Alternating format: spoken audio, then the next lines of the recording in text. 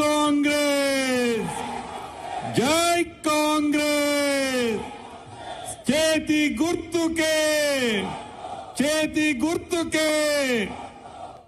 వేదిక మీద ఉన్న మనందరి అభిమాన నాయకులు మన రాష్ట్ర ముఖ్యమంత్రి వర్యులు మన పెద్దన్న రేవంత్ రెడ్డి గారికి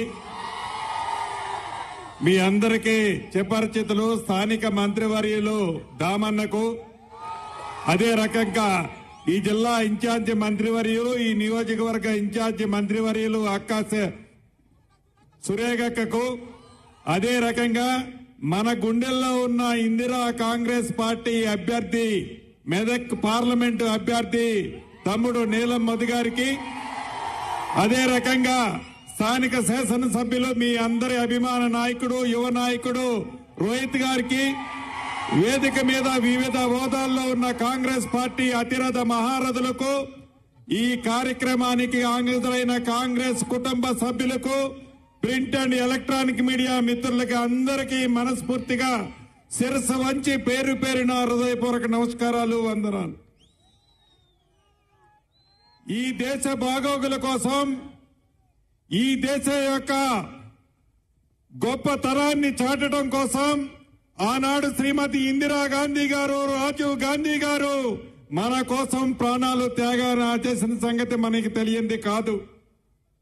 2 పర్యాయాలు రాహుల్ గాంధీ గారు ప్రధానమంత్రి అయ్యే అవకాశం వచ్చినా తను ప్రధానమంత్రి కాకుండా ఆనాడు మన్మోహన్ సింగ్ గారిని ప్రధానమంత్రి చేసిన గొప్ప కుటుంబం ఈ సోనియమ్మ కుటుంబం. ఈ ఎన్నికల్లో మెదక్ పార్లమెంటు నుంచి నీలం మధును గెలిపించినట్లయితే మనందరి గుండెల్లో ఉన్న రాహుల్ గాంధీ గారిని ప్రధానమంత్రి చేసే దాంట్లో మెదక్ పార్లమెంటు సభ్యుడి ఓటు కూడా వేసి మంచి మెజార్టీతో రేపు రాహుల్ గాంధీ గారు ఈ దేశానికి ప్రధానమంత్రి కాబోతున్నారు. ఇక స్థానిక రాజకీయాల్లోకి వస్తే మీకు తెలియంది కాదు, 4 నెలల ముందు వరకు ఉన్న ముఖ్యమంత్రి గారు 4 నెలలు అయింది దిగిపోయని తెలియక ఇంకా తనే ముఖ్యమంత్రి అనే సోయిలో ఉండి తనే ముఖ్యమంత్రి అని ఊహాజనకంగా ఆలోచిస్తూ ఏదో ఎర్రి వాగుళ్లు వాగుతున్నారు.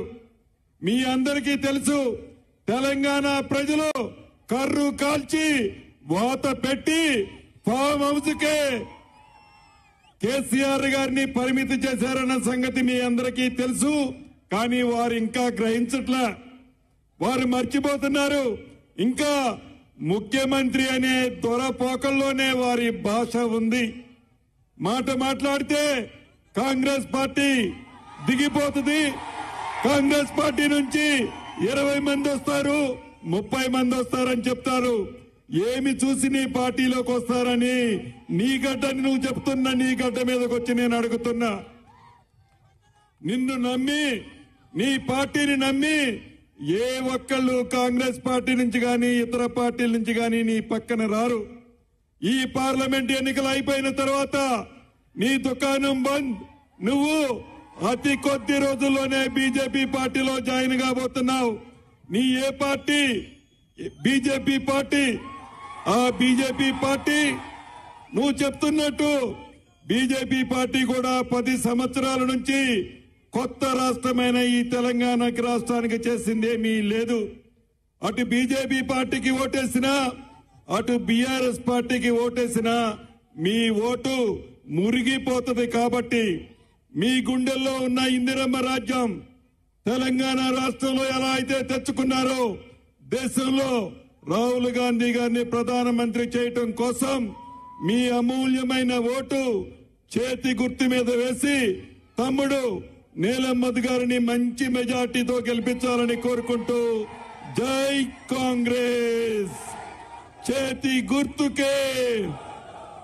గుర్తుకి ఓటేసేవాళ్ళు 2 చేతులున్న వాళ్ళందరూ పైకి